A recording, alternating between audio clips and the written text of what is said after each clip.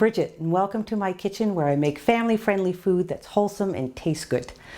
You know, a good oatmeal cookie is hard to find, the kind that's thick and soft and fills you up. Well, these pumpkin oatmeal cookies do all of that and more with a distinctive taste of fall. Let me show you how.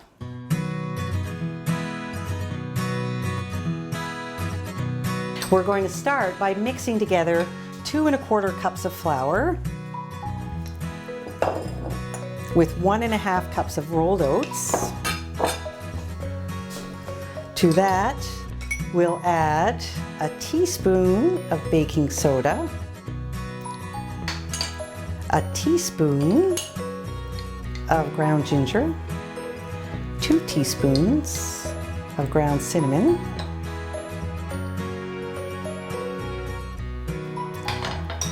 half a teaspoon of salt, and 1/4 teaspoon of nutmeg, and 1/4 teaspoon of allspice. When I measure flour, I spoon it into the measuring cup instead of scooping, so I don't end up with too much flour.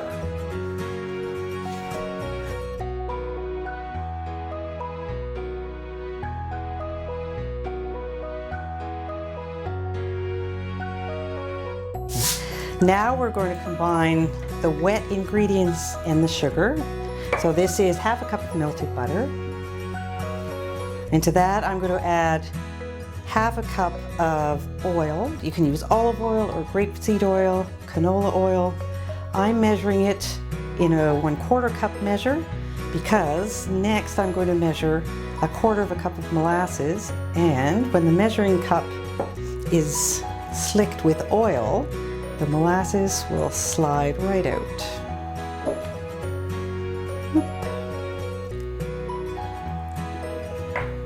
Then we will add a teaspoon of vanilla,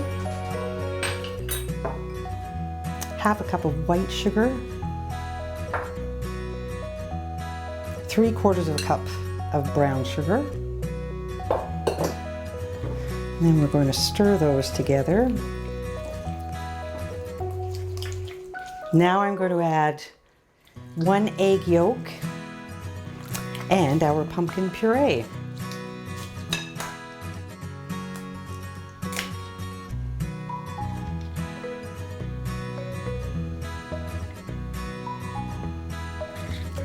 Now we'll add the egg yolk,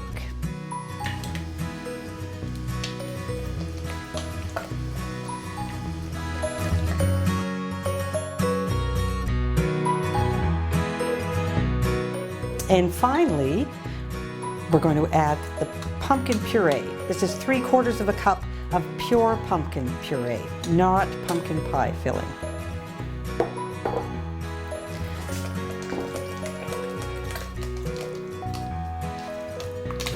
Once this is mixed in, then we'll stir in the dry ingredients.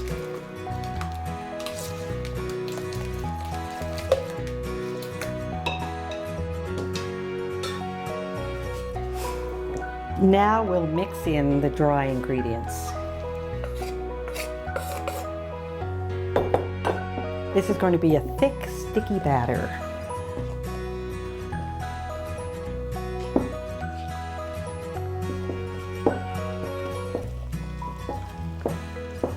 And finally, when all of the oats and flour and sugar and pumpkin is mixed together, we're going to add 3/4 cup of dark chocolate chips and 3/4 cup of dry cranberries. If the cranberries are stuck together a little bit, you can separate them.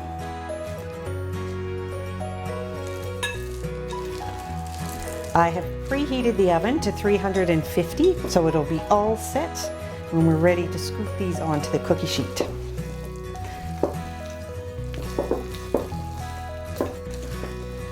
We're going to scoop the cookie dough onto a cookie sheet that's been lined with parchment paper. And I use parchment paper because it means I don't have to grease my cookie sheets and the cookies always brown perfectly on the bottom. I use a medium cookie scoop, which is about 2 tablespoons worth of cookie dough. These cookies don't spread a whole lot, so you don't need to leave a ton of space in between them.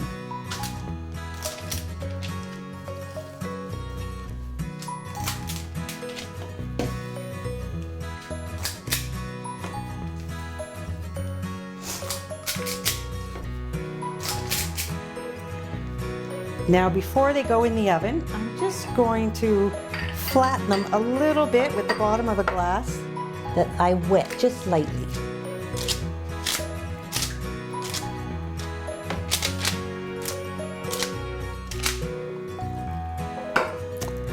Now they will cook for 14 or 15 minutes in a 350 oven.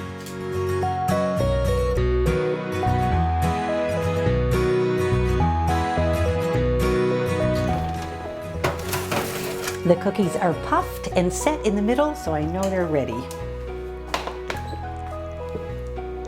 Homemade cookies are always best eaten fresh, but they will stay fresh in a tin on the counter for the better part of a week, and you could freeze them for 1 to 2 months.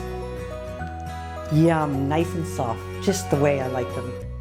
I'll be sharing more recipes for comforting cookies, so stay tuned. Thanks for watching. Perfect.